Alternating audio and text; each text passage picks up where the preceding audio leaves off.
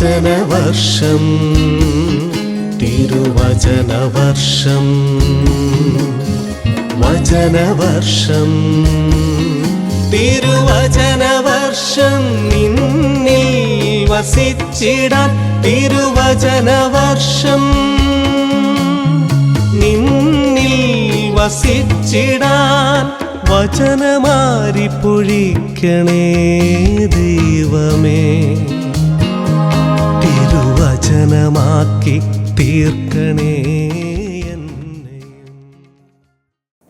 ദൈവത്തിൻ്റെ തിരുനാമത്തിന് മഹത്വമുണ്ടായിരിക്കട്ടെ. പൗലോസ്ലീഹായുടെ പേരിൽ അറിയപ്പെടുന്ന വിശുദ്ധ ബൈബിളിലെ പുതിയ നിയമ പുസ്തകങ്ങളുടെ പഠനം നമ്മൾ തുടരുന്നു.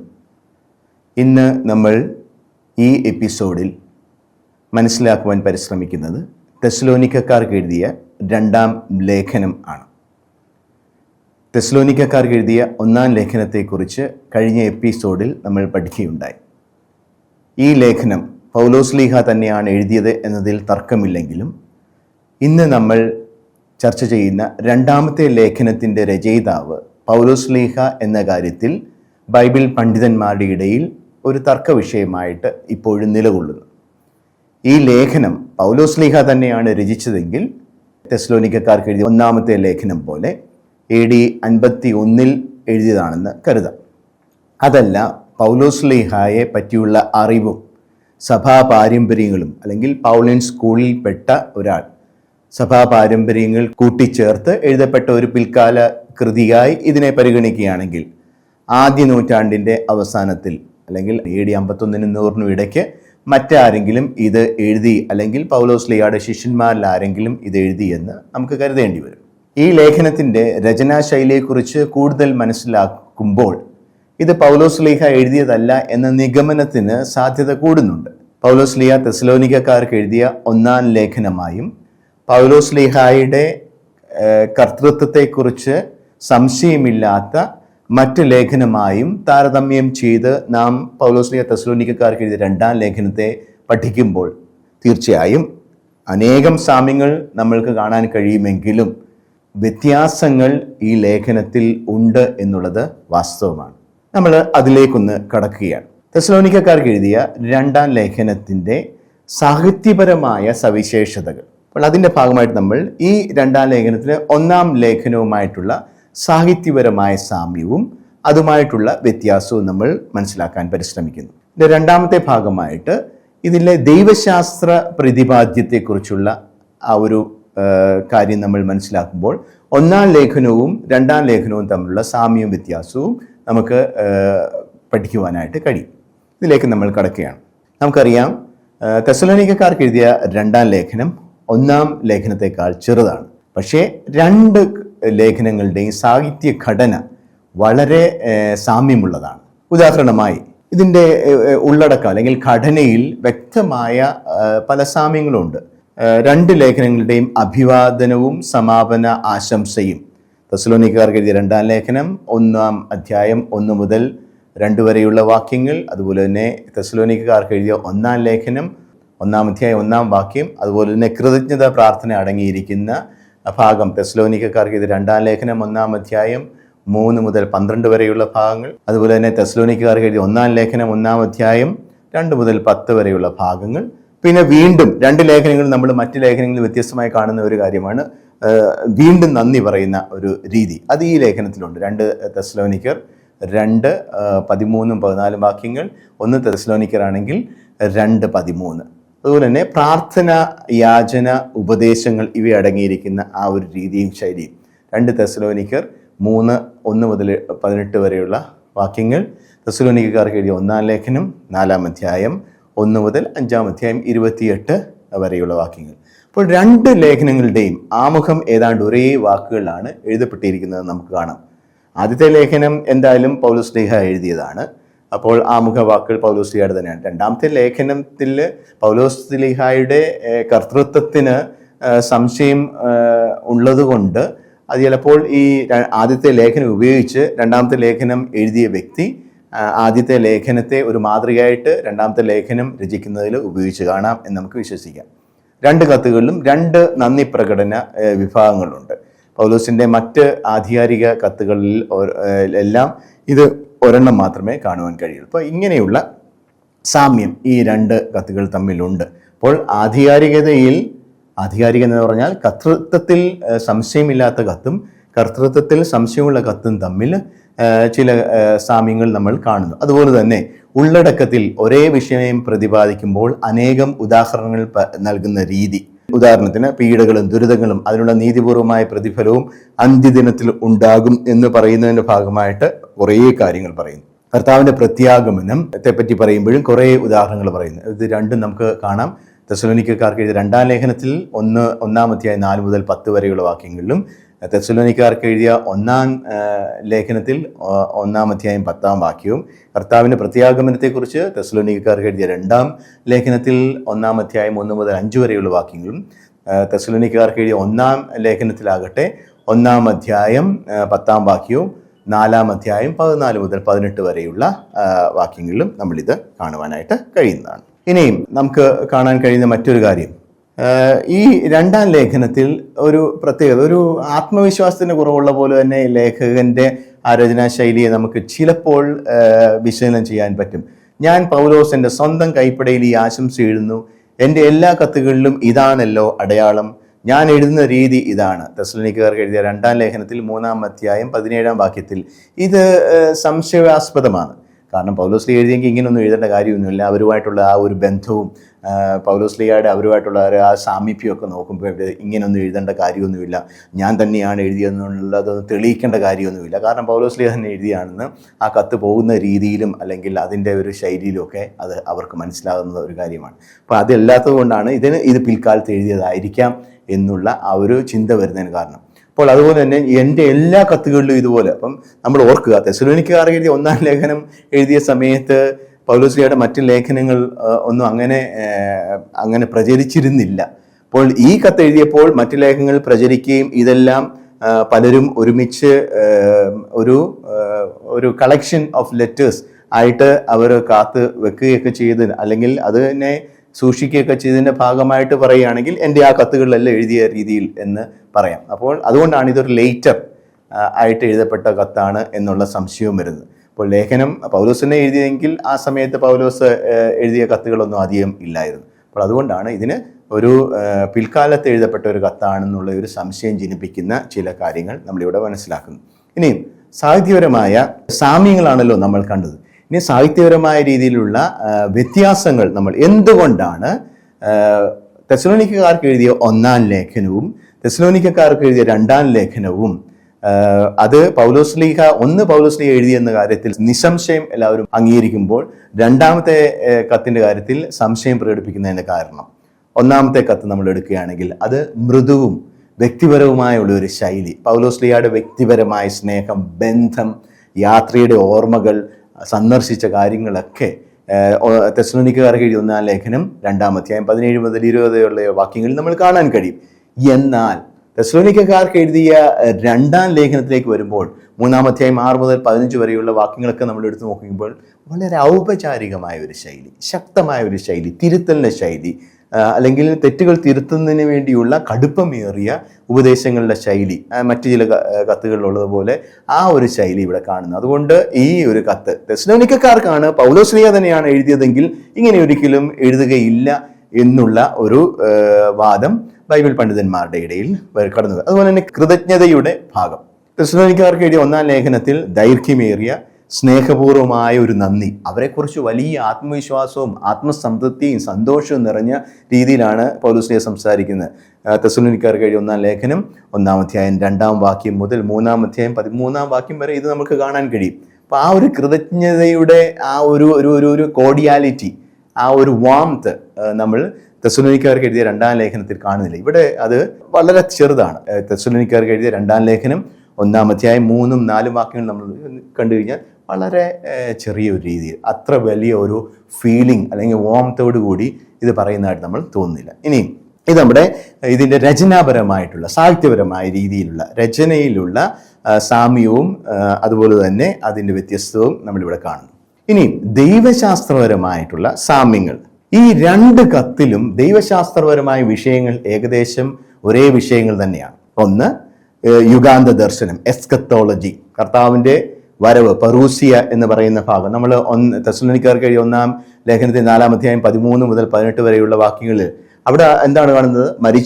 മരിച്ചവരും ഉയർത്തെഴുന്നേൽക്കും എന്നുള്ള പറഞ്ഞുകൊണ്ട് രണ്ടാമത്തെ വരവിന് മുമ്പ് മരിച്ചവരെ കുറിച്ചും അല്ലെങ്കിൽ എങ്ങനെയായിരിക്കും കർത്താവിൻ്റെ രണ്ടാമത്തെ വരവ് എന്നുള്ള കാര്യങ്ങൾ അവിടെ ലളിതമായിട്ട് പറയുന്നു. പക്ഷേ തെസ്സലോനിക്കക്കാർ എഴുതിയ 2-ാം ലേഖനത്തിൽ 1-ാം അധ്യായം 7 മുതൽ 10 വരെയുള്ള കാര്യത്തിൽ കർത്താവിൻ്റെ മഹത്വപൂർവമായ powerful and majestic coming of the lord, അല്ലെ കർത്താവിൻ്റെ പ്രത്യാഗമനം വളരെ ശക്തവും അതുപോലെ തന്നെ രാജകീയവുമായിരിക്കും. അത് ജഡ്ജ്മെന്റിന്റെ അല്ലെങ്കിൽ നീതീകരണവും അതുപോലെ തന്നെ ന്യായവിധിയുടെയും ഒരു രീതിയിൽ ഇത് അവതരിപ്പിക്കുന്നു. ഇത് കുറച്ചുകൂടെ ഡെവലപ്ഡ് ആയിട്ടുള്ള ഒരു തിയോളജി അല്ലെങ്കിൽ കുറച്ചുകൂടെ നവീനമായിട്ടുള്ള ഒരു ദൈവശാസ്ത്രമാണ് എന്ന് ബൈബിൾ പണ്ഡിതന്മാർ പറയുന്നു. കാരണം ഇത് തെസ്സലോനിക്കക്കാർക്ക് ഇത് 1-ാം ലേഖനം എഴുതിയപ്പോൾ അത്രമാത്രം അത് വളർന്നു വന്ന ഒരു ദൈവശാസ്ത്ര ദർശനമല്ലായിരുന്നു. അത് പിന്നീട് വളർന്നു വന്ന ദൈവശാസ്ത്ര ദർശനമാണ്. കാരണം എന്താണ്? ഓൾറെഡി നോട്ടഡ്, അതായത് പറൂസിയ എന്ന് പറയുന്നത് ഇത് ഉടനെ വരും എന്നുള്ള ചിന്തയിലിരുന്ന ആളുകൾ പറൂസിയയുടെ അത് ലേറ്റ് ആയിട്ടുള്ള പിന്നീടേ വരികയുള്ളൂ എന്നുള്ള ചിന്തയുടെ ഭാഗമായിട്ട് ദൈവശാസ്ത്രപരമായിട്ട് അതിനെ അവലോകനം ചെയ്തതിലൂടെയാണ് ഇങ്ങനെ വരുന്നത് എന്ന് നമുക്ക് കാണാൻ കഴിയും. ഇനി വിശ്വാസത്തിൽ സ്ഥിരത എന്ന ആ ഒരു വിഷയം കൈകാര്യം ചെയ്യുമ്പോൾ സഹനത്തിലൂടെ തെസ്സലോനിക്കക്കാർക്ക് സ്ഥിരത കിട്ടുന്നുവെന്ന് തെസ്സലോനിക്കക്കാർക്ക് എഴുതിയ 1-ാം ലേഖനം 1-ാം അധ്യായം 3-ാം വാക്യം, 3-ാം അധ്യായം 3 മുതൽ 8 വരെയുള്ള വാക്യങ്ങളിലൂടെ പൗലോസ് പറയുന്നു. എന്നാൽ 2-ാം ലേഖനത്തിൽ 1-ാം അധ്യായം 4-ാം വാക്യത്തിൽ പീഡനത്തിൽ സഹിഷ്ണുതയോടുകൂടി നിലനിൽക്കണം. സഹനത്തിലൂടെ സ്ഥിരതയായിട്ട് ഉടൻ തന്നെ അവർക്ക് രക്ഷ ലഭിക്കുന്നു, അല്ലെങ്കിൽ കർത്താവ് രണ്ടാമത് വരുമ്പോൾ അവരെ നീകരിക്കുന്നു എന്ന് പറയുന്നുണ്ട്. പക്ഷേ ഇവിടെ പീഡനത്തിൽ സഹിഷ്ണുതയോടുകൂടി നിന്ന് കർത്താവിൻ്റെ 2-ാം വരവ് വരെ ഈ പീഡനത്തിൽ നിലനിൽക്കുക എന്നുള്ള അല്ലെങ്കിൽ സഹിച്ചുകൊണ്ട് നിലനിൽക്കുക എന്നുള്ള രീതിയിലാണ് 2-ാമത്തെ ലേഖനത്തിൽ നമ്മൾ കാണുന്നത്. ഇനിയും വിശുദ്ധിയിലുള്ള ജീവിതം, ഹോളിനെസ് എന്ന് പറയുന്ന കോൺസെപ്റ്റ്, നിങ്ങളുടെ വിശുദ്ധീകരണമാണ് ദൈവത്തിൻ്റെ ഇഷ്ടം. തെസ്സലോനിക്കക്കാർക്ക് എഴുതിയ 1-ാം ലേഖനത്തിൽ നമ്മൾ കണ്ടു, 4-ാം അധ്യായം 3 മുതൽ 8 വരെയുള്ള വാക്യങ്ങൾ. ഇനി വിശ്വാസത്തിലൂടെ ആത്മാവിന്റെ വിശുദ്ധീകരണം എന്ന ആ ഒരു പുതിയ ദർശനം തെസ്സലോനിക്കക്കാർക്ക് എഴുതിയ 2-ാം ലേഖനം 2-ാം അധ്യായം 13-ാം വാക്യത്തിൽ നമ്മൾ കാണുന്നു. ദൈവം ആഗ്രഹിക്കുന്നു ഇവിടെ ആത്മാവിൻ്റെ ആ ഒരു വിശുദ്ധീകരണം അത് വിശ്വാസത്തിലൂടെ സംഭവിക്കുന്നു. ഇനിയും സാമൂഹ്യ പ്രതിബദ്ധത, സ്നേഹം എന്നിവയെ കുറിച്ച് പറയുമ്പോൾ 1-ാം ലേഖനത്തിൽ 4-ാം അധ്യായം 9 മുതൽ 10 വരെയുള്ള വാക്യങ്ങൾ എന്താണ്? സഹോദര സ്നേഹം, സ്നേഹത്തിൽ വർദ്ധിക്കുക എന്ന സഹോദര സ്നേഹം. 2-ാം ലേഖനത്തിൽ 1-ാം അധ്യായം 3-ാം വാക്യത്തിൽ പറയുന്നു സ്നേഹം എല്ലാവരിലും വളരുന്നു, അത് ഡെവലപ്ഡായി.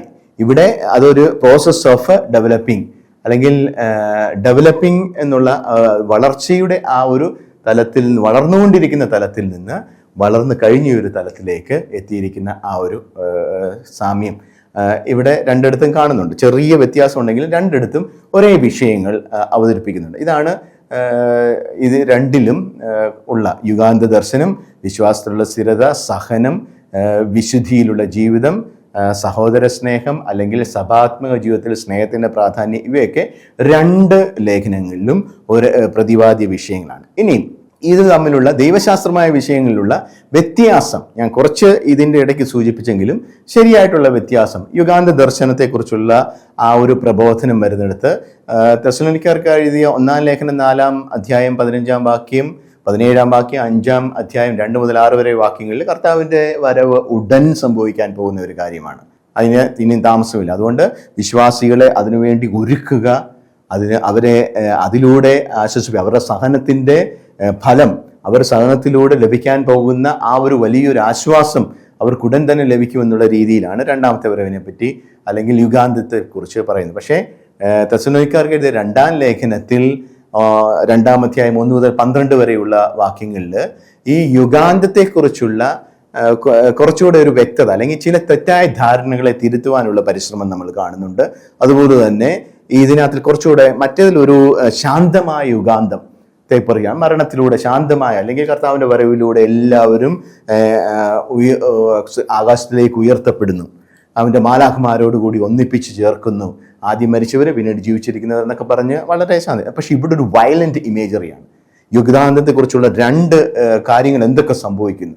വയലന്റ്, നാശത്തിൻ്റെ സന്താനമായ അരാജകത്വത്തിന് മനുഷ്യന് പ്രത്യക്ഷപ്പെടുകയും ചെയ്യേണ്ടിയിരിക്കുന്നു. മാൻ ഓഫ് ലോലെസ്നെസ്, അല്ലെങ്കിൽ നിയമത്തിന് അധിഷ്ഠിതം, നിയമം അനുസരിക്കാത്ത നിയമനിഷേധിയായ മനുഷ്യൻ പ്രത്യക്ഷപ്പെടും. അരാജകത്തിന്റെ അജ്ഞാത ശക്തി ഇപ്പോഴേ പ്രവർത്തിച്ചുകൊണ്ടിരിക്കുന്നു. അതിനെ തടഞ്ഞു നിർത്തുന്ന ആൾ മാറുമ്പോൾ ഇത് പ്രവർത്തിക്കുകയും, അങ്ങനെയാണ് കർത്താവിന്റെ രണ്ടാമത്തെ വരവിന് വേണ്ട കാര്യങ്ങൾ ക്രമീകരിക്കുന്നത്. നമ്മൾ പിന്നീട് ചർച്ച ചെയ്യും. അപ്പൊ ഇവിടെ ഒരു വയലന്റ് ആയിട്ടുള്ള ഒരു ഇമേജറിയാണ് ഈ എസ്കത്തോളജിക്കൽ കോൺസെപ്റ്റ് അല്ലെങ്കിൽ യുഗാന്തത്തെക്കുറിച്ച് പറയുന്നത്. ഇനി 2 ലേഖനങ്ങളിലും ഈ അധ്വാനത്തെക്കുറിച്ചുള്ള കാര്യം നമ്മൾ പറയുന്നുണ്ട്. ഈ രണ്ടാമത്തെ ലേഖനത്തിൽ അതിനെ അലസതയുമായിട്ടും കൂടെ ബന്ധപ്പെടുത്തി അലസരെ ശാസിക്കുന്ന രീതിയിൽ ഈ അധ്വാനത്തിന്റെ ദൈവശാസ്ത്രം അവതരിപ്പിക്കുന്നുണ്ട്. ആദ്യത്തേതിൽ എന്നെ നിങ്ങൾ മാതൃകയാക്കുവിൻ, ഞാൻ നിങ്ങളോട് കൂടിയായിരുന്നപ്പോൾ എങ്ങനെ ചെയ്തു, അല്ലെങ്കിൽ നിങ്ങൾ സമാധാനമായിട്ട് ജീവിച്ച് സ്വന്തം കൈകൊണ്ട് അധ്വാനിക്കുവിൻ. 1-ാം ലേഖനം 4-ാം അധ്യായം 11 മുതൽ 12 വരെയുള്ള വാക്യങ്ങൾ. എന്നാൽ 2-ാം ലേഖനത്തിൽ 3-ാം അധ്യായം 6 മുതൽ 12 വരെയുള്ള വാക്യങ്ങൾ, ഞാൻ നിങ്ങളോട് കൂടിയായിരുന്നപ്പോൾ നിങ്ങൾക്ക് ഒരു കൽപ്പന നൽകി, അധ്വാനിക്കാത്തവൻ ഭക്ഷിക്കാതിരിക്കട്ടെ. സ്ട്രോങ് ആയിട്ടുള്ള ഒരു നിയമം പോലെയാണ്, ശക്തമായ ഒരു കൽപ്പന പോലെയാണ് ഇത് 2-ാമത്തെ ലേഖനത്തിൽ പറയുന്നത്. ആദ്യത്തേതിൽ എന്നെ നിങ്ങൾ നോക്കുകയും ഞാൻ നിങ്ങളോട് കൂടിയായിരുന്നപ്പോൾ നിങ്ങൾക്ക് ആർക്കും ഒരു ഭാരം ഉണ്ടാകാത്ത രീതിയിൽ ഞാൻ സ്വയം അധ്വാനിച്ച് എൻ്റെ ജീവസന്ധാരണത്തിന് വേണ്ടി ഞാൻ പ്രവർത്തിച്ചു, അതുപോലെ നിങ്ങളും ചെയ്യുവിൻ. പക്ഷെ ഇവിടെ 2-ാമത്തേതിൽ കുറെ പേര് അധ്വാനിക്കാതെ നിഷ്ക്രിയരായിട്ട് അലസരായിട്ടിരിക്കുന്ന അവരോടുള്ള ശക്തമായ കൽപ്പനയാണ് അധ്വാനിക്കാത്തവൻ ഭക്ഷിക്കാതിരിക്കട്ടെ എന്ന് പറഞ്ഞുകൊണ്ട് അവതരിപ്പിക്കുന്നത്. ഈ ശക്തമായ കൽപ്പനയുടെ കാര്യത്തിൽ നമ്മൾ നോക്കുമ്പോൾ ജോലി ചെയ്യാൻ കഴിവില്ലാത്തവരായിട്ടുള്ള സമൂഹം പരിപാലിച്ചുകൊണ്ടിരിക്കുന്ന വ്യക്തികളെ കുറിച്ചല്ല ഇവിടെ പരാമർശിക്കുന്നത്, മറിച്ച് നിഷ്ക്രിയരായ അലസന്മാരായ അല്ലെങ്കിൽ മടിയന്മാരായ വ്യക്തികളെ സൂചിപ്പിക്കുകയാണ്. കാരണം ഇവരുടെ യുഗാന്ത പ്രത്യാശയും പറ്റിയും ഇവിടെ നെഗറ്റീവായിട്ടൊന്നും പറയുന്നില്ല. പക്ഷേ ഈ ഉടൻ തന്നെ യുഗാന്തം ഉണ്ടാകും എന്ന പേരിൽ ഒന്നും ചെയ്യാതിരുന്നവരെ കറക്റ്റ് ചെയ്യുകയാണ്, അവർക്ക് ശിക്ഷണം നൽകുവാനായിട്ടുള്ള ഒരു കാര്യമാണ് ഇവിടെ പറയുന്നത്, ഈ അധ്വാനത്തിൻ്റെ ദൈവശാസ്ത്രം പറയുന്നത്. ഇനി തെസ്സലോനിക്കക്കാർക്ക് എഴുതിയ 2-ാം ലേഖനത്തിന്റെ പ്രധാന ആശങ്ക അല്ലെങ്കിൽ അതിനകത്തിൽ വരുന്ന ഒരു ഇഷ്യൂ എന്താണ്? ഓൾറെഡി നോട്ട് യെറ്റ്, അതായത് കർത്താവിന്റെ 2-ാം വരവ് ഇതുവരെ സംഭവിച്ചിട്ടില്ല, അതോ അത് സംഭവിക്കുന്നുണ്ടോ? തെസ്സലോനിക്കക്കാർക്ക് എഴുതിയ 2-ാം ലേഖനം 3-ാം അധ്യായം 6 മുതൽ 13 വരെയുള്ള വാക്യങ്ങൾ നമ്മൾ അത് കാണുന്നു. അപ്പോൾ ഇതൊക്കെ കാരണമാണ് എന്താണ്? അധ്വാനിക്കാതെ കർത്താവിന്റെ 2-ാം വരവിന് വേണ്ടി കാത്തിരിക്കുന്ന ഈ സഭാ മക്കളുടെ ആ ഒരു പ്രശ്നങ്ങൾ, അത് സഭാജീവിതത്തിൽ ഉണ്ടാക്കിയ വെല്ലുവിളിയെ കുറിച്ചൊക്കെയാണ് തെസ്സലോനിക്കർക്ക് എഴുതിയ 2-ാം ലേഖനത്തിന് പ്രധാന ആ പ്രതിപാദ്യവും ആശങ്കയുമായിട്ട് വരുന്നത്. ഇനി ക്രിസ്തുവിൻ്റെ ആ ഒരു വെളിപാടിനെ കുറിച്ച് 2 പുസ്തകങ്ങളും അല്ലെങ്കിൽ 2 ലേഖനങ്ങളും പ്രതിപാദിക്കുന്നുണ്ട്. 1-ാം ലേഖനത്തിൽ 4-ാം അധ്യായം 14-ാം വാക്യത്തിൽ യേശുവിൻ്റെ മരണത്തിലും ഉയർപ്പിലും നമുക്ക് ആശ്വാസം വരുന്നു, അല്ലെങ്കിൽ ആ ഒരു വെളിപ്പെടൽ പ്രത്യാഗമനം. 2-ാം ലേഖനത്തിലാകട്ടെ 1-ാം അധ്യായം 7 മുതൽ 10 വരെയുള്ള വാക്യങ്ങളിൽ യേശുവിൻ്റെ ന്യായവിധി, അതായത് ജഡ്ജ്മെന്റ്, അല്ലെങ്കിൽ ഒരു മഹത്വത്തോടു കൂടിയുള്ള അവൻ്റെ വരവിനെ പറ്റി അവിടെ പറയുന്നു. അപ്പൊ ഇങ്ങനെയാണ് ദൈവശാസ്ത്രപരമായിട്ടുള്ള സാമ്യവും അതുപോലെ തന്നെ വ്യത്യാസവും നമ്മൾ ഈ 2 ലേഖനങ്ങൾ കാണുന്നു. ഇങ്ങനെ വിവിധ തലങ്ങളിൽ നടന്ന പഠനങ്ങളും താരതമ്യം കൊണ്ട് പൗലോസിൻ്റെതല്ലാത്ത രചനയായി തെസ്സലോനിക്കക്കാർക്ക് എഴുതപ്പെട്ട 2-ാമത്തെ ലേഖനത്തെ ബൈബിൾ പണ്ഡിതന്മാർ കരുതുന്നുണ്ട്. അതുപോലെ വെളിപാടിന്റെ സാഹിത്യ ശൈലിയുടെ ഉപയോഗം, അതായത് വെളിപാട് പുസ്തകത്തിൽ പ്രതിപാദിക്കുന്ന പോലെയുള്ള അപ്പോക്കലിപ്റ്റിക്കൽ ലിറ്ററേച്ചർ എന്ന് പറയും, അതായത് വരാനിരിക്കുന്ന കാര്യം യുഗാന്തോന്മുഖമായിട്ടുള്ള ഒരു ദർശനം, അതിൻ്റെ ഒരു ശൈലി. കർത്താവിന്റെ 2-ാമത്തെ ആഗമനത്തിന് പറോസിയയുടെ ചിന്തകളിൽ ഉറച്ചു വിശ്വസിക്കുകയും അതിനെ കാത്തിരിക്കുകയും ചെയ്യുന്നവരുടെ ഒരു കാലഘട്ടത്തെ അതിനെ കാത്തിരിക്കുകയാണ്. മറ്റേത് ഉടൻ വരുമെന്നുള്ളത് കൊണ്ട് they are prepared, they are happy, they are ready for it. ഇവിടെ കുറെ നാളായിട്ട് കാത്തിരിക്കുന്നു, ഇനിയും കാത്തു ഇരിക്കുന്ന ആ ഒരു രീതിയിൽ വരുമ്പോൾ അത് സഭയുടെ പിന്നീടുള്ള കാലഘട്ടത്തെ, ആദിമ കാലഘട്ടത്തെ അല്ല, പിന്നീടുള്ള കാലഘട്ടത്തെയാണ് സൂചിപ്പിക്കുന്നത് എന്നുള്ള ആ ഒരു ദർശനം. അതുകൊണ്ട് ബൈബിൾ പണ്ഡിതന്മാരുടെ നിഗമനം ഇപ്രകാരമാണ്: ഒരുപക്ഷെ ആദിമ നൂറ്റാണ്ടിന്റെ അവസാന ദശകത്തിൽ പൗലോസ് ശ്ലീഹായുടെ ലേഖനങ്ങൾ ഏഷ്യ മൈനറിൽ വെച്ച് ശേഖരിക്കപ്പെടുകയും വിലയിരുത്തപ്പെടുകയും പഠന വിഷയമാക്കുകയും ചെയ്യുന്ന ആ സാഹചര്യത്തോട് ബന്ധപ്പെടുത്തി ഈ ലേഖനത്തിന്റെ രചനയെ കാണുന്നതാണ് ഉചിതം എന്ന് തോന്നുന്നു. അപ്പോൾ ഈ ലേഖനത്തിലായിരിക്കുന്ന പൗലോസ്ലീഹായുടെ ദർശനങ്ങൾ തന്നെ അത് അദ്ദേഹത്തിന്റെ ഒരു ശിഷ്യനോ ആരെങ്കിലും മറ്റു ലേഖനങ്ങളെക്കുറിച്ചുള്ള അറിവുള്ള വ്യക്തി ആ ലേഖനങ്ങളിലുള്ള പൗലോസ്ലീഹയുടെ ദർശനങ്ങളുമായിട്ട് ബന്ധപ്പെടുത്തി, അല്ലെങ്കിൽ തെസ്സലോനിക്കക്കാർക്ക് എഴുതിയ 1-ാം ലേഖനത്തിന്റെ അതേ ശൈലിയിൽ തന്നെ, രചനാ ശൈലിയിൽ തന്നെ, അതിൻ്റെ ഘടനയിൽ ഒക്കെ തന്നെ ഈ ലേഖനത്തെ ക്രമീകരിച്ചിരിക്കുന്നതാണെന്ന് നമ്മൾ കാണുന്നു. അങ്ങനെ കാണുന്നതായിരിക്കും കുറച്ചുകൂടെ ഉചിതം. അതുകൊണ്ട് പൗലോസ്ലീഹ എഴുതിയതാകാൻ ഈ സാധ്യത കുറവാണ് എന്നുള്ള ആ പണ്ഡിത മതം നമ്മൾ സ്വീകരിക്കുന്നതിൽ കുഴപ്പമൊന്നുമില്ല. പക്ഷേ ഇതുകൊണ്ട് ഇതിന് ദൈവനിവേശിതത്വത്തിന് യാതൊരു കുറവും സംഭവിക്കുകയില്ല. ബൈബിളിലെ ദൈവനിവേശിതമായ ഒരു ഗ്രന്ഥമായി നിലനിൽക്കുന്നതിൽ യാതൊരു വെല്ലുവിളി ഇതിനില്ല എന്നുള്ള കാര്യം ഞാൻ വീണ്ടും ആവർത്തിക്കുന്നു. കാരണം രചിച്ചത് പൗലോസ്ലീഹയാണോ, പരിശുദ്ധാത്മാവിന്റെ പ്രചോദനത്താൽ പൗലോസ്ലീഹയുടെ പേര് വെച്ച് മറ്റൊരാൾ ആണോ എന്നുള്ളത് നമുക്കിവിടെ ഒരു വിഷയമില്ല. കാരണം ആത്യന്തികമായിട്ട് ഇത് ദൈവത്തിന്റെ വചനമാണ്. ആത്യന്തികമായിട്ട് ഇത് രചിക്കപ്പെട്ടത് പരിശുദ്ധാത്മാവിന്റെ പ്രത്യേകമായ ആ ഒരു പ്രവർത്തനത്തിലാണ് എന്നുള്ള കാര്യം നമ്മൾ ഓർക്കുക. അതുകൊണ്ട് ഈ ഒരു ചർച്ച എന്ന് പറയുന്നത് ഇതിനെ കുറച്ച് മനസ്സിലാക്കാൻ വേണ്ടിയും ഇതിൻ്റെ അന്തസത്തയും ഇതിൻ്റെ ദർശനവും സന്ദേശവും ഉൾക്കൊള്ളുവാൻ നമ്മളെ സഹായിക്കുന്ന രീതിയിൽ മാത്രം, അതിനൊരു ബാക്ക്ഗ്രൗണ്ടായിട്ട് മാത്രം നമ്മൾ എടുത്താൽ മതി. ഇനി തെസ്സലോനിക്കക്കാർക്ക് എഴുതിയ 2-ാം ലേഖനത്തിന്റെ ഘടന. അപ്പോൾ ആ 2-ാം ലേഖനത്തിന്റെ ഘടന നമ്മൾ മനസ്സിലാക്കുന്നത് ഇതിനെക്കുറിച്ച് കൂടുതൽ പഠിക്കാൻ നമ്മളെ സഹായിക്കും. നമുക്കറിയാവുന്ന പോലെ തന്നെ ആശംസ അല്ലെങ്കിൽ പ്രാർത്ഥനകളൊക്കെ കൃപയും സമാധാനവും അങ്ങനെയുള്ള കാര്യങ്ങളൊക്കെ 1-ാം അധ്യായം 1-2 വാക്യങ്ങളിൽ നമ്മൾ കാണും. പിന്നെ ഇവിടെ തന്നെ നമ്മൾ ആദ്യത്തെ ലേഖനത്തെ പോലെ തന്നെ പൗലോസ്ലീഹ, സിൽവാനോസ്, തിമോത്തിയോസ് എന്നിവരുടെ അഭിവാദനം അവരെല്ലാവരും കൂടെ ചേർന്ന് ഈ കത്ത് എഴുതി എന്നുള്ള രീതിയിലുള്ള, പക്ഷേ ആദ്യത്തെ കത്ത് പൗലോസ്ലീഹ തന്നെ എഴുതിയാണെന്ന് നമുക്കറിയാം. അപ്പോൾ ആ ഒരു ശൈലി ഇവിടെ ഉപയോഗിച്ചിരിക്കുന്നു എന്നുള്ളതേ ഉള്ളൂ. ഈ കത്ത് എഴുതിയ പൗലോസ്ലീഹ അല്ല, സിൽവാനോസും ആയിരിക്കണമെന്നില്ല, തിമോത്തിയോസും ആയിരിക്കണമെന്നില്ല എന്നുള്ള ഒരു കാര്യമാണ് പണ്ഡിതന്മാർ അവകാശപ്പെടുന്നത്. ഇനി നന്ദി പ്രാർത്ഥനയും പ്രോത്സാഹനവും 1-ാം അധ്യായം 3 മുതൽ 12 വരെയുള്ള വാക്യങ്ങളിൽ നമ്മളത് കാണുന്നു. അതായത് വിശ്വാസികളിലെ വിശ്വാസ വളർച്ചയും സ്നേഹവർദ്ധനവും ഇവിടെ വിശദീകരിക്കുന്നു. 1-ാം അധ്യായം 3-ാം വാക്യം. ഇനി പീഡകളിൽ സഹനത്തിൽ സ്ഥിരതയോടുകൂടിയിരിക്കുന്നു. 1-ാം അധ്യായം 4-ാം വാക്യം. ഇനി ഇതിലൊക്കെ ഇങ്ങനെ നിൽക്കുമ്പോൾ വിശ്വാസത്തിൽ വളരുന്നു, സഹനത്തിൽ സ്ഥിരതയോടെ നിൽക്കുന്നു. അപ്പോൾ എന്ത് സംഭവിക്കുന്നു? ദൈവത്തിന്റെ നീതി അവിടെ പ്രവർത്തിക്കുന്നു. എന്താണ് ദൈവത്തിന്റെ നീതി? ദൈവത്തിന്റെ നീതി വിശ്വാസികൾക്ക് അവരുടെ സഹനത്തിനും വിശ്വാസത്തിലുള്ള സ്ഥൈര്യത്തിനും പ്രതിഫലം നൽകുന്നു. എന്താണ്? സത്യത്തെ വിശ്വസിക്കാത്തവർ, സത്യത്തിനനുസരിച്ച് വിശ്വാസികളാകാത്തവർ, അനീതിക്കാർക്ക് ശിക്ഷയും വിശ്വാസികൾക്ക് പ്രതിഫലം നൽകുന്നു. കർത്താവിൻ്റെ ആ 2ാമത്തെ വരവിൽ വിശ്വാസികൾ മഹത്വപ്പെടുന്നു. 1-ാം അധ്യായം 10-ാം വാക്യം. അതുപോലെ തന്നെ 11-12 വാക്യങ്ങൾ വിശ്വാസികൾ ദൈവത്തിൻ്റെ വിളിക്ക് യോഗ്യരായിത്തീരുന്നു, അതിനുവേണ്ടി പ്രാർത്ഥിക്കുന്നു. അതാണ് ആ ഒരു ഭാഗം. ഇനിയും ഈ കത്തിൻ്റെ പ്രധാന ഉള്ളടക്കം 2-ാം അധ്യായം 1-ാം വാക്യം മുതൽ 3-ാം അധ്യായം 15-ാം വാക്യം വരെയാണ് ഈ കത്തിന്റെ പ്രധാന ഉള്ളടക്കവും സന്ദേശവും ഒക്കെ ഉള്ളത്. അതിനെ രണ്ടായിട്ട് നമുക്ക് തിരിക്കാം. 2-ാം അധ്യായം 1 മുതൽ 17 വരെയുള്ള വാക്യങ്ങൾ വിവരണാത്മകമായിട്ടുള്ള കർത്താവിന്റെ 2ാം വരവിനെ കുറിച്ചുള്ള വിവരണം, ശരിയായ അറിവ് അവർക്ക് ലഭിക്കണം എന്നുള്ള ആ ഒരു ദർശനത്തിൽ വിവരണാത്മകമായ ഒരു ഭാഗം നമുക്ക് അവിടെ കാണാം. ഇനിയും 3-ാം അധ്യായം 1 മുതൽ 15 വരെയുള്ള ഇതിലും ഈ 2ാം വരവിനെ കുറിച്ചും, എന്നാൽ അവരുടെ ജീവിതത്തിന് വേണ്ടതായ നിർദ്ദേശങ്ങളും മുന്നറിയിപ്പുകളും ചില കാര്യങ്ങളെക്കുറിച്ചുള്ള മുന്നറിയിപ്പുകളും നൽകിക്കൊണ്ട് പ്രബോധനാത്മകമായ ഒരു ഭാഗമായിട്ട് അതിനെ കാണാം. 3-ാം അധ്യായം 1 മുതൽ 15 വരെയുള്ള ഭാഗം. അപ്പോൾ 1-ാം ഭാഗം കർത്താവിന്റെ 2ാം വരവിനെ കുറിച്ചുള്ള ശരിയായ അറിവ്, അവരെ ആരും തെറ്റിദ്ധരിക്കരുത് അല്ലെങ്കിൽ തെറ്റിദ്ധരിപ്പിക്കരുത്, അവർ കർത്താവിന്റെ വരവിനെ കുറിച്ചുള്ള ശരിയായ ധാരണയുള്ളവരായിരിക്കണം എന്നുള്ള ആ ഒരു ഉൾക്കാഴ്ചയിൽ ഇവരോട് സംസാരിക്കുകയാണ്. അപ്പോൾ കർത്താവിന്റെ വരവിനെ കുറിച്ചുള്ള കാര്യം, ശരിയായ അറിവ്, വിവരണാത്മകമായിട്ടാണ് ഇത് പറയുന്നത്. അപ്പോൾ 2-ാം അധ്യായം 1 മുതൽ 12 വരെയുള്ള വാക്യങ്ങളിൽ കർത്താവിന്റെ വരവിന് മുൻപ് എന്തെല്ലാം സംഭവിക്കും എന്നതിനെ കുറിച്ച് നിർദ്ദേശം, അല്ലെങ്കിൽ കർത്താവിന്റെ ദിവസം വന്നു കഴിഞ്ഞു എന്ന് പറഞ്ഞുകൊണ്ടുള്ള തെറ്റായ വിശ്വാസത്തിനെതിരെയുള്ള മുന്നറിയിപ്പ് അവിടെ കൊടുക്കുകയാണ് 2-ാം അധ്യായം 2-ാം വാക്യത്തിൽ. അപ്പോൾ കർത്താവിന്റെ വരവിന് മുമ്പ് സംഭവിക്കേണ്ട ചില കാര്യങ്ങൾ ഓർത്തോണം. 2 അടയാളങ്ങൾ സംഭവിക്കും. വ്യാപകമായ വിശ്വാസ ത്യാഗം, അപ്പോസ്റ്റസി, വ്യാപകമായ വിശ്വാസം ത്യജിക്കുന്നതായ ഒരു ശൈലി. പിന്നെ 2ാമത് അരാജകത്വത്തിന്റെ മനുഷ്യൻ, ഞാൻ മുമ്പ് പറഞ്ഞല്ലോ, അരാജകത്വത്തിന്റെ മനുഷ്യൻ, മാൻ ഓഫ് ലോലെസ്നെസ്, അവൻ പ്രത്യക്ഷപ്പെടും. 2-ാം അധ്യായം 3 മുതൽ 4 വരെയുള്ള വാക്യങ്ങൾക്കറിയാം. അവൻ പ്രത്യക്ഷപ്പെടും,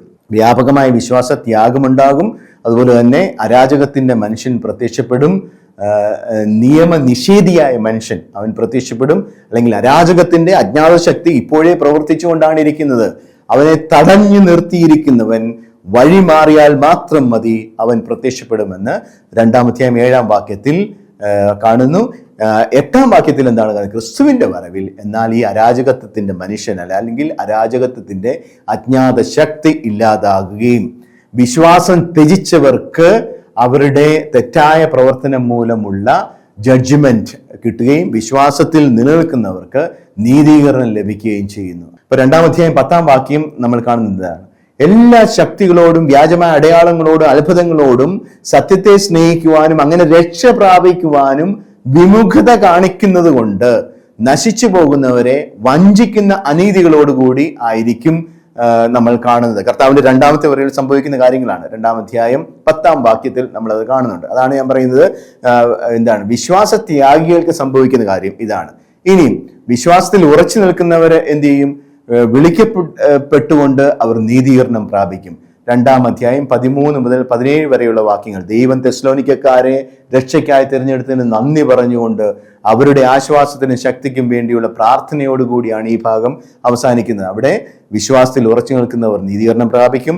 അവർക്ക് 16-17 വാക്യങ്ങൾ, 2-ാം അധ്യായം 16-17 വാക്യം അവർക്ക് പ്രോത്സാഹനവും അനുഗ്രഹവും ഈ ലേഖനത്തിലൂടെ നൽകുന്നു. ഇതാണ് കർത്താവിന്റെ 2-ാമത്തെ വരവിനെ കുറിച്ചുള്ള വിവരണാത്മകമായ രീതിയിൽ ഇവിടെ അവതരിപ്പിക്കപ്പെടുന്നത്. ഇനിയും 2-ാമത്തെ ഭാഗം 3-ാം അധ്യായം 1 മുതൽ 15 വരെയുള്ള ഭാഗങ്ങൾ, അന്തിമ നിർദ്ദേശങ്ങളും മുന്നറിയിപ്പുകളും. ഇവിടെ ഇതാണ് പ്രബോധനാത്മകമായ ഉപദേശപരമായിട്ടുള്ള കാര്യങ്ങൾ. പൗലോസ് ശ്ലീഹ അപ്പോസ്തലന്മാർക്ക് വേണ്ടി പ്രാർത്ഥിക്കുവാൻ തെസ്സലോനിക്കക്കാരോട് അപേക്ഷിക്കുന്നു.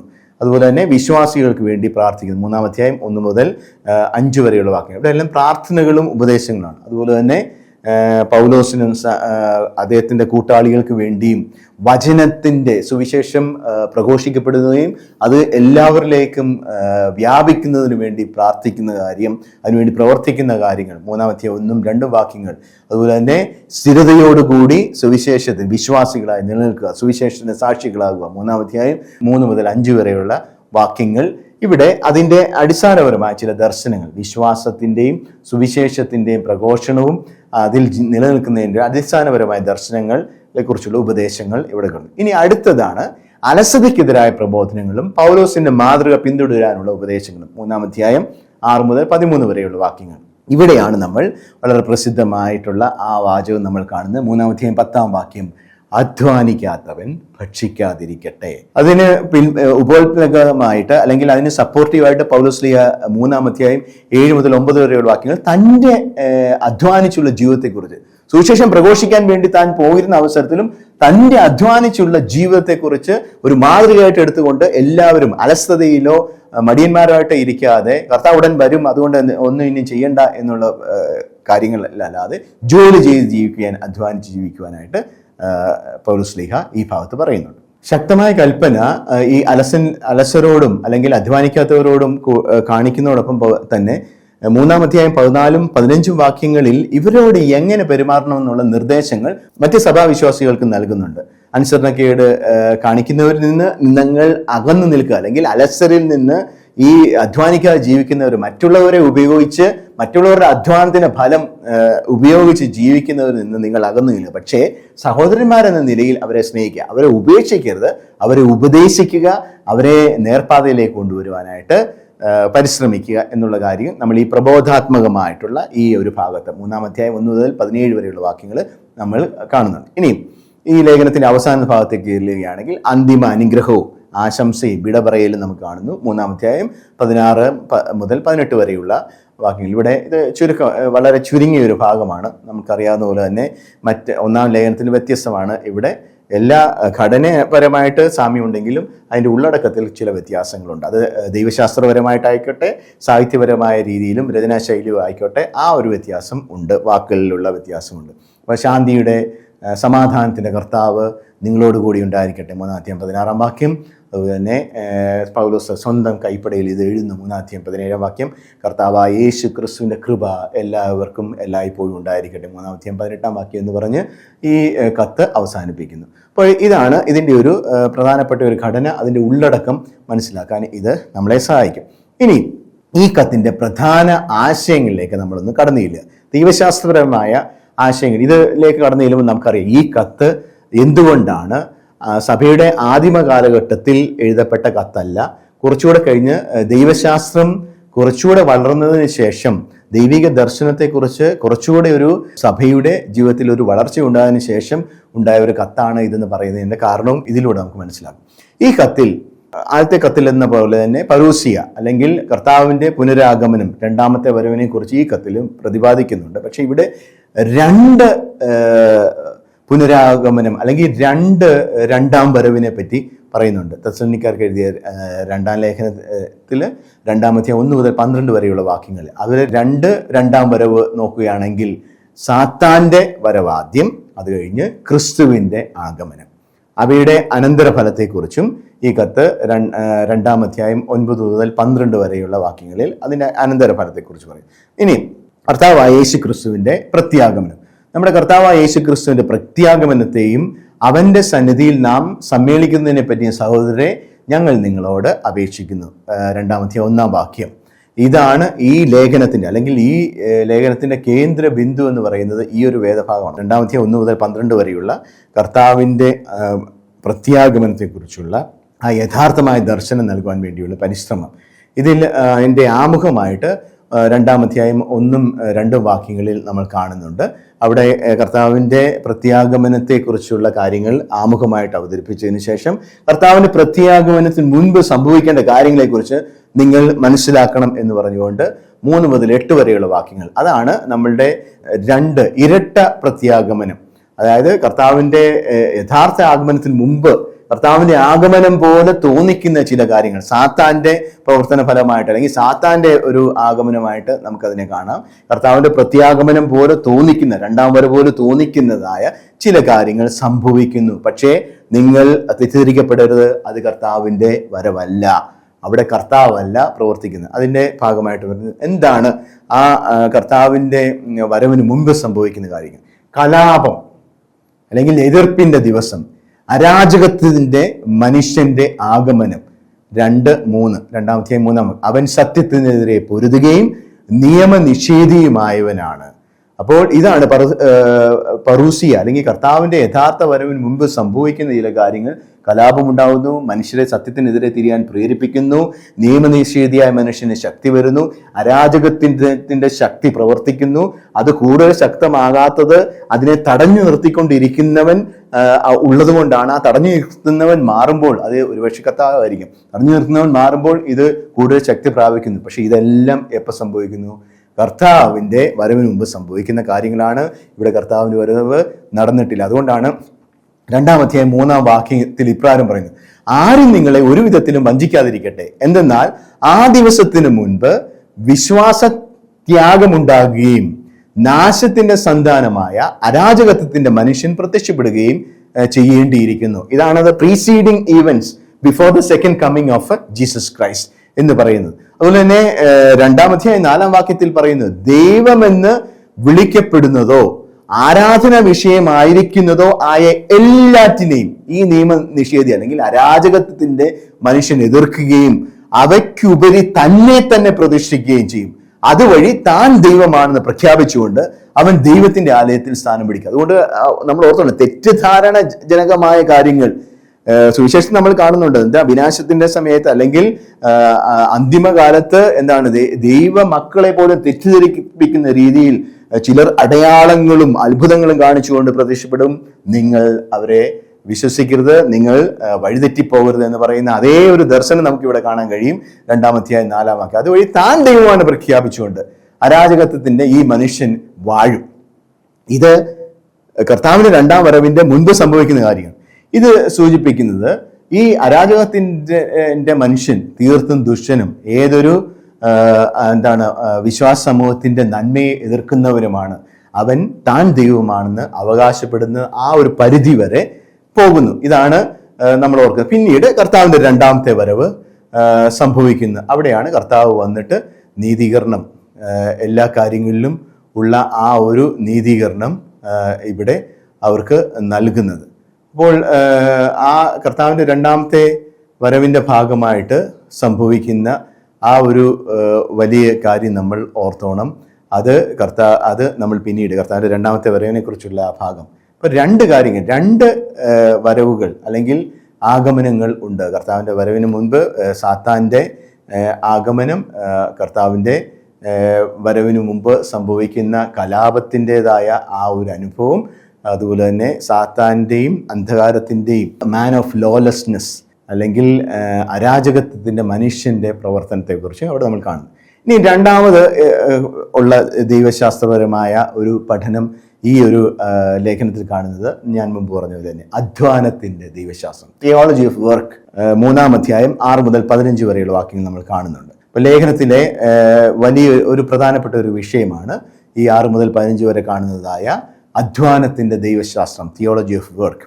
തെസ്സലോനിക്കക്കാർക്ക് എഴുതിയ 1-ാം ലേഖനത്തിൽ 4:11 പൗലോസ്ലീഹ അവരോട് കൈകൊണ്ട് അധ്വാനിക്കുകയും അലസരെ ഉപദേശിക്കുവാനായിട്ട് ശാന്തമായിട്ട് ജീവിക്കുവാനും അധ്വാനിക്കുവാനും ഒക്കെ ആവശ്യപ്പെട്ടിട്ടുണ്ട്. പക്ഷേ ഇവിടെ കുറച്ചുകൂടെ ശക്തമായ രീതിയിലാണ് 3-ാം അധ്യായം 6-ാം വാക്യത്തിൽ അലസതയിലും ഞങ്ങളിൽ നിന്ന് സ്വീകരിച്ച പാരമ്പര്യത്തിന് നിരക്കാത്ത രീതിയിലും ജീവിക്കുന്ന ഏതൊരു സഹോദരിൽ നിന്നും നിങ്ങൾ ഒഴിഞ്ഞു നിൽക്കുന്നു. ഒരു കൽപ്പന ഇവിടെ നമുക്ക് കാണാൻ കഴിയും 3-ാം അധ്യായം 6-ാം വാക്യത്തിൽ.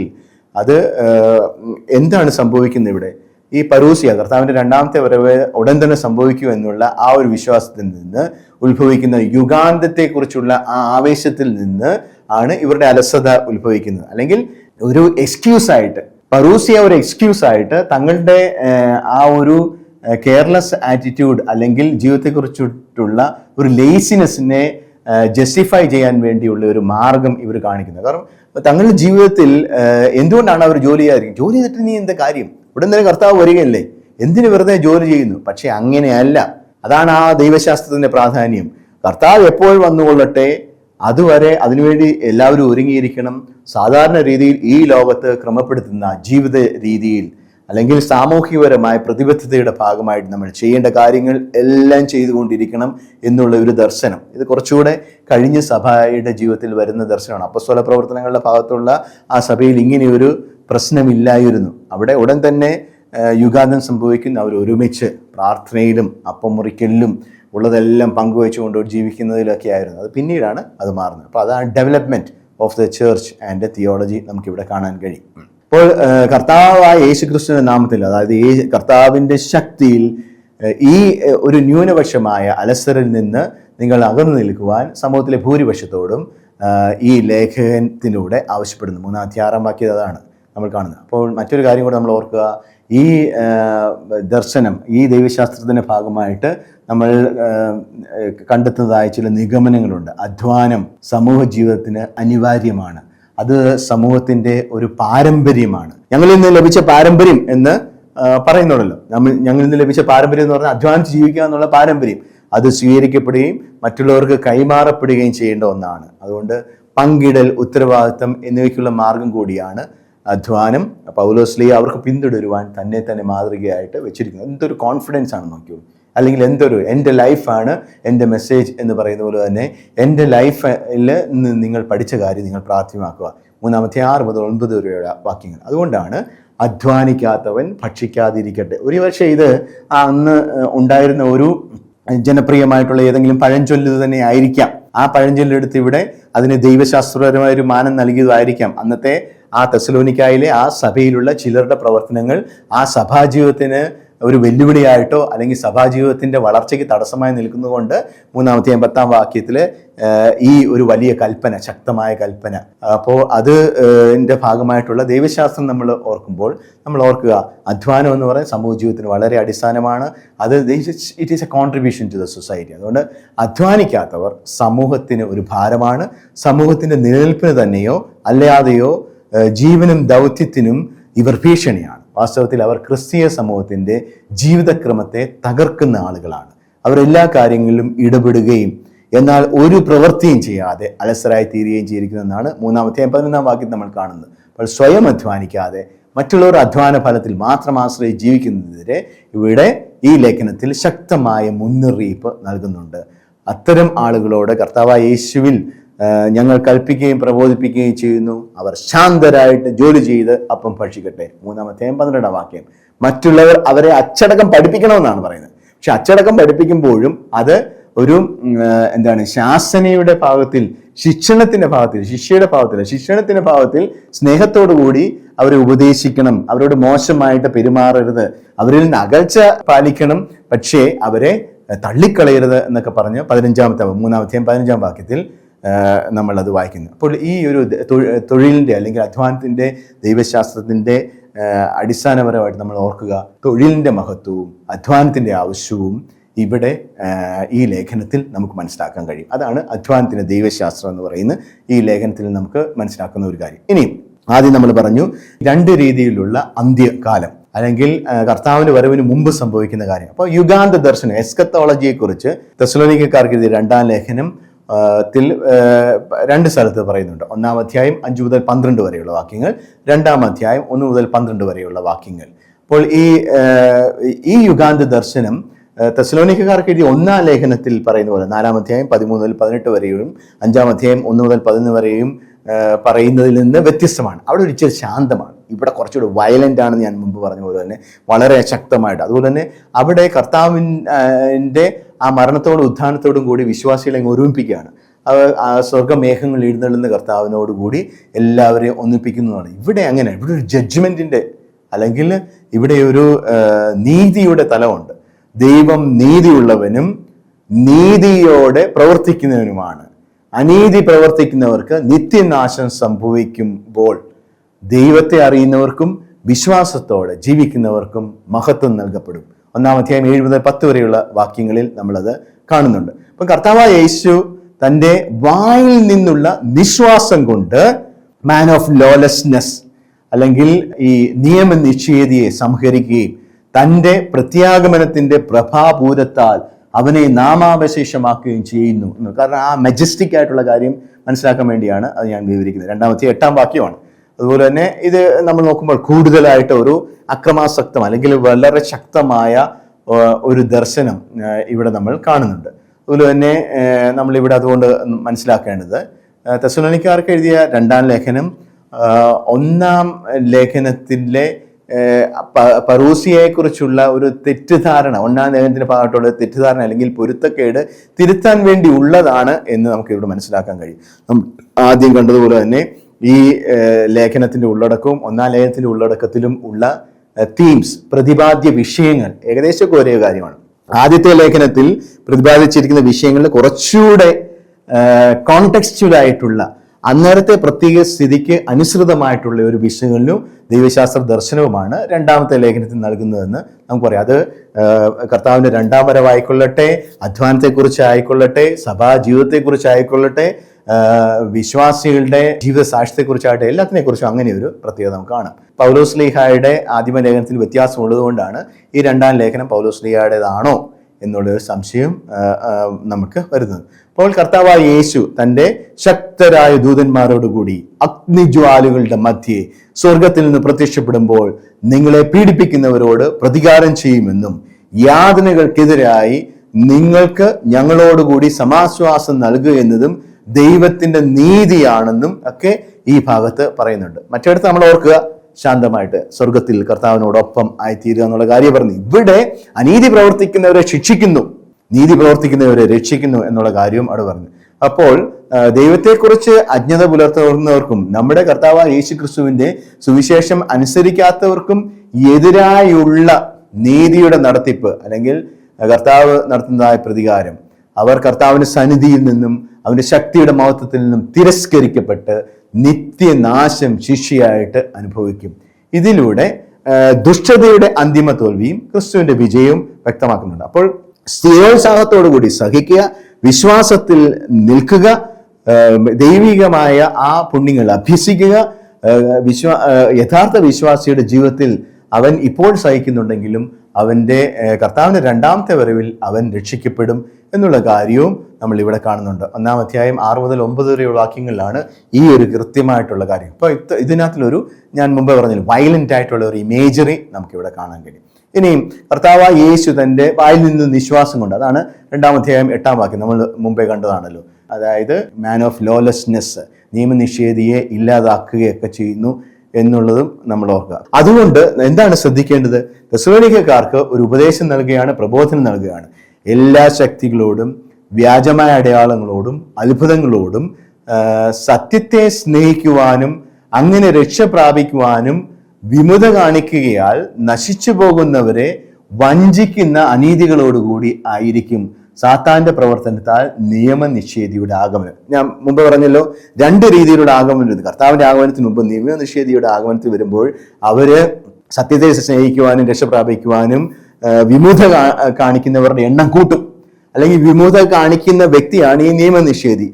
അങ്ങനെ ഈ നിയമനിഷേധിയോടുകൂടെ കുറേ ആൾക്കാർ വിശ്വാസം ത്യജിച്ചുകൊണ്ട് ആയിത്തീരുവാനായിട്ട്, സാത്താന്റെ പ്രവർത്തനം മൂലം അങ്ങനെ ആയിത്തീരാനായിട്ട് ഇടയാകും. അതുകൊണ്ട് നിങ്ങൾ ഈ ഒരു വ്യാജമായതിനെ വിശ്വസിക്കാൻ പ്രേരിപ്പിക്കുന്ന ഒരു മിഥ്യാബോധം ഇവരിൽ ഉണർത്തുന്നുകൊണ്ട് നിങ്ങൾ അത് കേട്ട് ചഞ്ചലചിത്തരാകരുത്. അതുകൊണ്ട് അവർ സത്യത്തിൽ വിശ്വസിക്കാതെ അനീതിയിൽ ആഹ്ലാദിക്കുന്നത് കൊണ്ട് അവർക്ക് ശിക്ഷ ലഭിക്കുന്നതുകൊണ്ട് നിങ്ങൾ തെറ്റിദ്ധരിക്കപ്പെടരുത്. നിങ്ങൾ ഈ തെറ്റിദ്ധാരണയുടെ പിന്നാലെ പോയിട്ട് അതിൽ ആകർഷകരായിട്ട് വിശ്വാസം നഷ്ടപ്പെടുത്താൻ ഇടയാകരുത്. അതുകൊണ്ട് അങ്ങനെയുള്ള ഒരു വാണിംഗ് അത് ഉണ്ടാകരുത് എന്നുള്ള ഒരു പ്രത്യേകമായ ഒരു നിർദ്ദേശം, പ്രബോധനമാണ് ഈ ലേഖനത്തിൽ കൊടുക്കുന്നത്. തെറ്റിപ്പറ്റിപ്പോകരുത്. തെസ്സലോനിക്കർക്ക് 2-ാം ലേഖനം 2-ാം അധ്യായം 9 മുതൽ 12 വരെയുള്ള വാക്യങ്ങൾ നമ്മളിത് കാണുന്നു. അപ്പോൾ ഇത് ഇത്രയും കാണുമ്പോൾ നമ്മൾ ഓർക്കുക, ദൈവശാസ്ത്രപരമായ കാര്യങ്ങളിൽ ഈ കർത്താവിൻ്റെ ദിവസത്തെക്കുറിച്ച് ചുരുക്കത്തിൽ ഈ തെസ്സലോനിക്കക്കാർ എഴുതിയ 2-ാം ലേഖനം ഒരുപക്ഷെ 1-ാം നൂറ്റാണ്ടിൻ്റെ അവസാനത്തിൽ AD 70 ശേഷം വല്ലതും എഴുതിയതായിരിക്കാം. കാരണം തെസ്സലോനിക്കക്കാർക്ക് എഴുതിയ 1-ാം ലേഖനത്തെക്കാൾ കൂടുതൽ ഈ യുഗാന്തോന്മുഖമായിട്ട്, അല്ലെങ്കിൽ അപ്പോക്കലിപ്റ്റിക് ലിറ്ററേച്ചർ എന്ന് ഞാൻ പറയുന്ന അപ്പോക്കലിപ്റ്റിക് ആയിട്ട് ഇത് തോന്നുന്നുണ്ട്. കർത്താവിൻ്റെ ദിവസം വളരെ പെട്ടെന്നൊന്നും ആയിരിക്കുകയില്ല. ഉടനെ വരുന്ന പറൂസിയ എന്ന തെസ്സലോനിക്കക്കാർക്ക് എഴുതിയ 1-ാം ലേഖനത്തിൽ നിന്ന് ഉടനെ അല്ല, നമ്മൾ ലേറ്റ് ആയിട്ട്, ഓൾറെഡി ബട്ട് നോട്ട് എറ്റ്, ഇതാ എത്തിയിരിക്കുന്നു പക്ഷേ എത്തിയില്ല എന്നുള്ള ആ ഒരു ദർശനം ഇത് ഇവിടെ വളരെ കൃത്യമായിട്ട് അവതരിപ്പിക്കുന്നുണ്ട്. അതിനാൽ അലസരായി വെറുതെ കാത്തിരിക്കാതെ, അല്ലെങ്കിൽ അലസരാകാതെ ജീവിക്കുക. ഉടനടി പറൂസിയ എന്ന ആശയം ഉപയോഗിച്ച് നിഷ്ക്രിയര് ആയിരിക്കാതെ എപ്പോഴും പ്രവർത്തിച്ച് അധ്വാനിച്ച് ഈ കർത്താവിൻ്റെ 2-ാം വരവിനായിട്ട് തെറ്റിദ്ധാരണജനകമായ പ്രബോധനങ്ങളിലും ജീവിതശൈലികളിലും ആകർഷകരായിട്ട് നിയമനിഷേധികളായി പോകാതെ, സാത്താന്റെ കുടിലതന്ത്രങ്ങളിൽ വീണു പോകാതെ അവർ ജീവിക്കുന്നതിന് വേണ്ടിയുള്ള ഉപദേശങ്ങളും പ്രബോധനങ്ങളും നിയമങ്ങളുമാണ് ഈ ലേഖനത്തിൽ പറയുന്നത്. അപ്പോൾ അത് നമുക്ക് 2-ാം അധ്യായത്തിൽ കാണാം. 3, 7, 8, 9 വാക്യങ്ങളൊക്കെ ഈ ഒരു കാര്യങ്ങൾ വളരെ കൃത്യമായിട്ട് പറയും. ഇനി അടുത്ത ദൈവശാസ്ത്ര ദർശനം നമ്മൾ ആദ്യത്തെ ലേഖനത്തിൽ കാണുന്നത് ദുരിതങ്ങളിൽ സ്ഥിരതയും പ്രത്യാശ, സഹനശക്തി നീതീകരണം നൽകുന്നു. അപ്പോൾ വിശ്വാസികൾ നേരിടുന്ന പീഡകളും കഷ്ടപ്പാടുകളും ദൈവരാജ്യത്തിന് യോഗ്യരാക്കുന്ന ലക്ഷണമായി കാണപ്പെടുന്നുവെന്ന് തെസ്സലോനിക്കക്കാർക്ക് എഴുതിയ 2-ാം ലേഖനം 1-ാം അധ്യായം 4 മുതൽ 5 വരെയുള്ള വാക്യങ്ങൾ നമ്മൾ കാണുന്നുണ്ട്. അതുപോലെ തന്നെ ക്രിസ്തുവിൻ്റെ വരവിൽ വിശ്വസ്തരായവർക്ക് മഹിമയും അനീതി പ്രവർത്തിക്കുന്നവർക്ക് ശിക്ഷയും ലഭിക്കുന്നു എന്നുള്ള ഒരു കോൺസെപ്റ്റ്. ആദ്യത്തെ ലേഖനത്തിൽ അത് എല്ലാവരും നീതീകരിക്കപ്പെടുന്നു എന്നുള്ള കാര്യം മാത്രമേ പറയുന്നുള്ളൂ, അല്ലെങ്കിൽ നീതീകരിക്കപ്പെടുന്നവരുടെ കാര്യം മാത്രമേ പറയുന്നുള്ളൂ, രക്ഷിക്കപ്പെടുന്നവരുടെ കാര്യം മാത്രമേ. ഇവിടെ ശിക്ഷിക്കപ്പെടുന്നവരുടെ കാര്യം കൂടി പറയുന്നുണ്ട്. അതാണ് ഈ 2-ാമത്തെ ലേഖനത്തിൻ്റെ പ്രത്യേകത. അത് ഒരു നവീകരിക്കപ്പെട്ട ദൈവശാസ്ത്രമായിട്ട് നമുക്കത് കാണുവാൻ കഴിയും, അല്ലെങ്കിൽ ഡെവലപ്ഡ് തിയോളജി എന്ന് പറയും. ഇനി ഇതിനകത്ത് മറ്റൊരു പ്രധാനപ്പെട്ട ഒരു കാര്യം കൂടി നമുക്ക് കാണാൻ കഴിയും. 2-ാം അധ്യായം 15-ാം വാക്യം നോക്കുകയാണെങ്കിൽ, വിശ്വാസികൾ അപ്പസ്തോലന്മാരിൽ നിന്നുള്ള വായ്മൊഴിയിലൂടെ ലഭിച്ച പാരമ്പര്യവും ലിഖിത പാരമ്പര്യവും, ഓറൽ ആൻഡ് റിട്ടൺ ട്രഡീഷൻ ഒരുപോലെ പാലിക്കണമെന്ന് പൗലോസ് അല്ലെങ്കിൽ ഈ ലേഖനം പറയുന്നു. ഞങ്ങളിൽ നിന്ന് ലഭിച്ച പാരമ്പര്യം നിങ്ങൾ പാലിക്കുക. അപ്പോൾ ഇതിലൂടെ എന്ത് ചെയ്യണം? നമുക്കറിയാമല്ലോ, ലിഖിത പാരമ്പര്യം മാത്രമേ, അല്ലെങ്കിൽ ബൈബിൾ മാത്രമേ ഉള്ളൂ. സോളാ സ്ക്രിപ്തൂര എന്ന് പറയുന്ന ആ ഒരു ഇതിൽ നിന്ന് ലിഖിത പാരമ്പര്യം മാത്രമേ ഉള്ളൂ എന്നുള്ള ദൈവശാസ്ത്രം വാസ്തവത്തിൽ ഇതിനെതിരെ നിൽക്കുന്നതാണ്. അപ്പോൾ അങ്ങനെ ആ ഒരു തെറ്റ് തിരുത്താൻ 2-ാം അധ്യായം 15-ാം വാക്യം ഇതിലൂടെ ബൈബിൾ മാത്രമല്ല സഭയുടെ പാരമ്പര്യവും ജീവിക്കുന്ന ആ ഒരു പാരമ്പര്യവും വിശ്വാസത്തിന് അടിസ്ഥാനമാകുന്നു എന്ന് നമുക്ക് മനസ്സിലാക്കാൻ കഴിയും. അതിനനുയോജ്യമായ ബൈബിൾ ഭാഗമായിട്ട് ഇതിനെ നമുക്ക് ഉപയോഗിക്കുവാനും കഴിയും. ഇനി പ്രാർത്ഥനയും ആത്മീയ ശക്തിയും പൗലോസ് ശ്ലീഹ പറയുന്നുണ്ട്. 3-1 വാക്യം, ആ തെസ്സലോനിക്കായിലുള്ള സമൂഹത്തോടെ തൻ്റെ സുവിശേഷ പ്രഘോഷണ പ്രവൃത്തികൾക്കായി, ശുശ്രൂഷയ്ക്കായി പ്രാർത്ഥിക്കണമെന്ന് ആവശ്യപ്പെടുന്നു. പ്രാർത്ഥനയിലൂടെ ദൈവത്തിൻ്റെ വചനത്തിന് വിജയം ലഭിക്കുകയും വിശ്വാസികൾ ആത്മീയമായി ശക്തരാകുകയും ചെയ്തത് 2 ഫ്രൂട്ട്സ് ഓഫ് പ്രേയർ. അതുകൊണ്ടാണ് പ്രാർത്ഥിക്കണമെന്ന് ഈ ലേഖനം ആവശ്യപ്പെടുന്നു. 1, സുവിശേഷ പ്രഘോഷണത്തിന് ശക്തി ലഭിക്കുന്നു, വിശ്വാസികൾക്ക് സ്വയം ആത്മശക്തി ലഭിക്കുന്നു, വചനത്തിൻ്റെ ആ ഒരു വളർച്ചയ്ക്ക് അല്ലെങ്കിൽ വചനം വിസ്തൃതമായിട്ട് എല്ലാവരിലേക്കും എത്തിച്ചേരുന്നതിന് ഉള്ള ആ ഒരു ശക്തി വചനം പ്രസംഗിക്കുന്നവർക്ക് പ്രാർത്ഥനയിലൂടെ, മറ്റുള്ളവരുടെ പ്രാർത്ഥനയിലൂടെ ലഭിക്കുന്നു. അപ്പോൾ അതുകൊണ്ട് പ്രാർത്ഥന ആത്മീയ ശക്തി 1 വാക്യത്തിൽ നിന്ന് അത് നമുക്ക് മനസ്സിലാക്കാം. ഇനി 3 14-15 വാക്യങ്ങളിൽ സഭയിൽ വിശുദ്ധി ജീവിക്കേണ്ട കാര്യം നമുക്കറിയാം. അതുകൊണ്ടാണല്ലോ ദൈവിക പുണ്യങ്ങളെക്കുറിച്ച് 1 ലേഖനത്തിൽ പറയുന്നതിന്റെ ഭാഗമായിട്ട് വിശുദ്ധി ജീവിക്കുന്നതിന് പറയുന്നു. ഇവിടെ അച്ചടക്കവും വിശുദ്ധിയും ഒരുപോലെ പോകുന്നു. സഭയിൽ അരാജകത്തിലും അലസതയിലും ജീവിക്കുന്നവരെ ശാസിക്കുകയും എന്നാൽ സഹോദരന്മാരെന്ന നിലയിൽ സ്നേഹത്തോടെ സമീപിക്കുകയും വേണം എന്ന് 3 14-15 വാക്യങ്ങൾ. അപ്പോൾ ശാസനത്തിന് പോലും ഒരു സ്നേഹത്തിന്റെ ഭാവത്തിൽ വേണം അത്. അപ്പൊ അത് വിശുദ്ധിയുടെ ഭാഗമായിട്ട്, അരാജകത്വം വിശുദ്ധിക്കെതിരാണ്.